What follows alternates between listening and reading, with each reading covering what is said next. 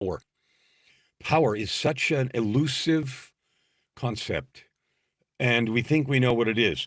Power means, or it means maybe it's secret, maybe it's whatever.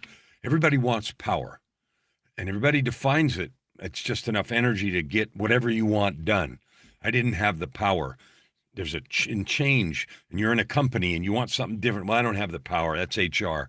Or politics. You're in a country and the wrong person gets elected and you're frustrated. Well, I didn't have the power. I'm only one vote or whatever. So everybody wants power. Everybody wants power and nobody understands it. We think it's only secret or we think it's magic or something because nobody actually stops to think about it. So I want to talk to you about the keys to power over the next several weeks. Next several weeks. It's going to be, 9 weeks. Okay, because there's 65 episodes to this. That may seem like a lot, but you'll see as we go along, because this is really something I've discovered over a long period of time, and it is really secret. The keys. It's like this picture back here, the keys to power. So everybody wants results. There's no question about that. But nobody really asks what power is. It isn't just money or force or status or control. Those are elements of it. But how do those things happen? And how do they come into being? And how do we get them? If you want power, let's talk about how to get it.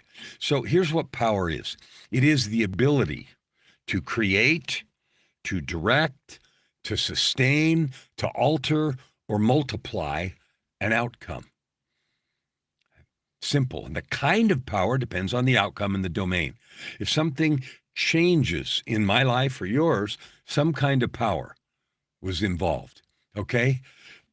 Most people live as effects, meaning other stuff happens and then we are at effect instead of at cause. Right? We're not the moving cause. Somebody did something, the government, outside the weather, my spouse or friend or whatever, and we're always pointing outside. What I'd like to give you is the keys to power. But it isn't going to be a trivial thing because, like a Harry Potter wand, it's going to take some listening. So strap in, and this isn't going to be too long, 5 or 6 minutes, but it's going to be a lot of days. And the opportunity for you is to go each day and to think about what we talk about. So you'll see behind me, there's a picture, and this is a picture from the secret chamber. I call it a secret chamber. You'll see there are 7 keys. There are 7 keys to power, and they're not going to be what you think they are, except some of them you'll say, well, yeah, of course, that's true. All right, so here are the keys to power. And that's the palace of power. The palace of power rests on 7 big pillars. And here are the pillars: choice, language, truth, integrity, presence, service, and love. Those are the 7 pillars in the palace of power. And each of those pillars has subparts, which is why it's going to take a while. Now, we live in a download and double-click world, and if you're already frustrated and you're thinking, I don't have time for this crap over the next bunch of weeks, then you're not going to have power. You can stumble into it, accidentally get it. You might get a job at a company and yet get promoted to supervisor, manager, director, even in the C-suite. And most leaders do not understand the dynamics of power.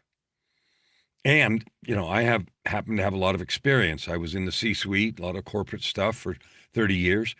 And I've written books on leadership and all kinds of personal experiences. And putting all that together, intentionally researching, has given me this. So this is valuable if you're willing to go through it. You don't get the keys by wishing. You don't get the keys by demanding. You don't get the keys by being frustrated or cheating. You get them by laying the stones that build the pillars. So let me give you a practical expression about having power or not. Procrastination is a power problem. Silence is a power problem. Overwhelm is a power problem. Scarcity is a power problem. Drift is a power problem. Frustration is a power problem. If you want a different life, and I'm all about creating the ultimate life and I live it, but I've created it one piece at a time and it's taken me time. It didn't happen quickly and it didn't happen overnight. And you know what's funny is when people get stuff quick or quote overnight, win the lottery or big inheritance, they almost always, not always, sometimes not, but 90+% of people fall apart in just a year or two or three. The money's gone, they're worse off. You've seen the stories, right? Why? Because they did not know how to use the resource.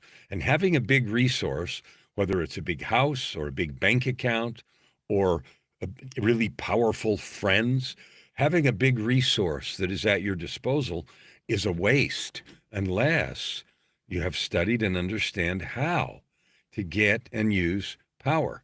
And by power, I mean, like I said, the ability to create, to sustain, to adjust, to move things forward. All right, so let's talk about this. All of those are power problems, and many, many, many others that I didn't name, but you'll know exactly what I'm talking about. So this video today is just the introduction to the palace of power that is built on 7 pillars. And every day, I'm going to try to do these every day. And I say try, and I hate that word because sometimes things get in the way.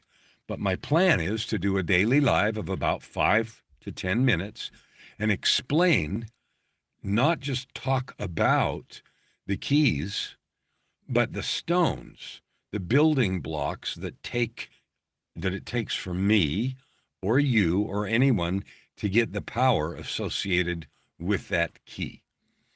So here's an example.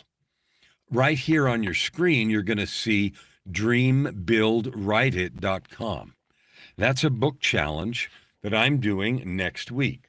Writing the book isn't the important thing.